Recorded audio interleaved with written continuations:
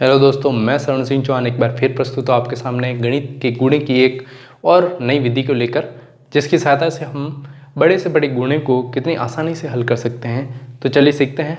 तो नई विधि का नाम है एक न्यूनेन पूर्वेन। नई विधि है एक न्यूनेन पूर्वेन।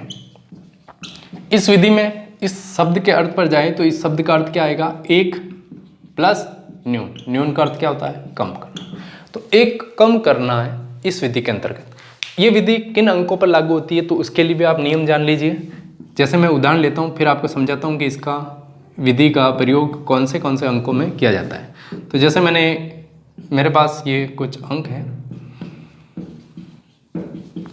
तो देख सकते हैं कि ये संख्याओं के अंतर्गत एक सिमिलरिटी हमें सामान्य रूप से नज़र आ रही है कि इसके अंदर जो द्वितीय संख्या वो 9 के क्रम में नज़र आ रही है। तो ये विधि उन्हीं में काम आती है जिसके अंदर सेकंड वाली जो संख्या होती है वो 9 के क्रम में होती है। तो ये विधि में हल कैसे करते हैं देखिए। तो इसमें से पहले अंक को पहले खंड में ऑब्लिक दूसरे अंक को दूसरे खंड में लिया जाता है।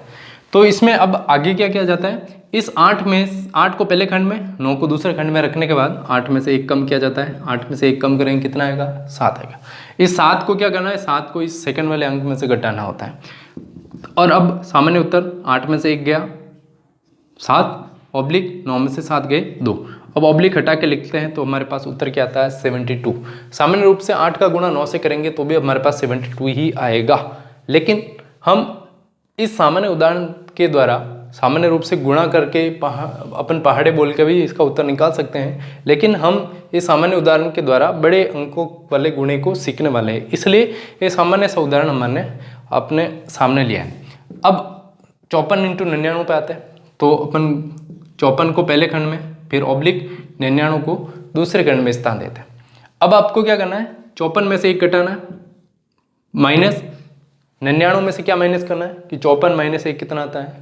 अपन पहले लिख लेते हैं, 53 आता है। इस 53 को ही इस 99 में से माइनस करना होता है। तो यहाँ मैं लिखूंगा 53।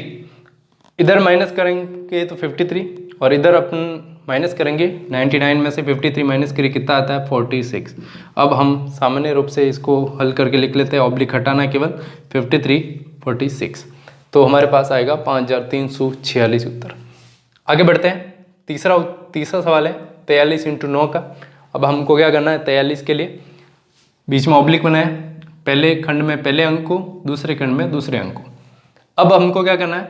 इसमें से एक माइनस करना है। तो हम जब ये माइनस करते हैं तो जो उत्तर हमारे पास यहाँ प्राप्त होता है उसी संख्या को इधर वाले में से घटाना होता है। तो जैसे अपन इसमें से घटाएंगे तो 42 आएगा। इस 42 को ही इस 9 में से घटाया जाता है। मैं ये 42 पहले ही लिख रहा हूँ ताकि आप समझ सके कि इस 42 को इसमें से घटाना होता है। तो हम यहाँ से घटा के लिखेंगे तो यहाँ तो आएगा 42, लेकिन हम यहाँ देख सकते हैं कि 9 में से 42 को घटाना संभव नहीं है। तो इस प्रॉब्लम से निजात पाने के लिए हमको क्या करना है कि हमें अगले खंड के लिए भी इसको सेम टू सेम ऐसे कैसे ही लिख लेना होगा। सेम टू सेम लिख लेंगे। हम इसको माइनस करके 42 लिख लेंगे और इसको घटा के लिखना संभव नहीं है, इसलिए एज इट इज़ इसको उतार देंगे। फिर अगले खंड में क्या करना है आपको?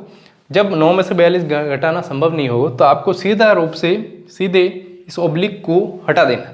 जब हम इस ऑब्लिक को हटा देंगे तो 42 और 9 दोनों पास में आ जाएंगे और हमारे पास संख्या बन जाएगी 429। और 429 में से अब 42 घटा सकते हैं आप आराम से, तो 387। तो हम जब घटाएंगे तो क्या उत्तर आएगा? 387।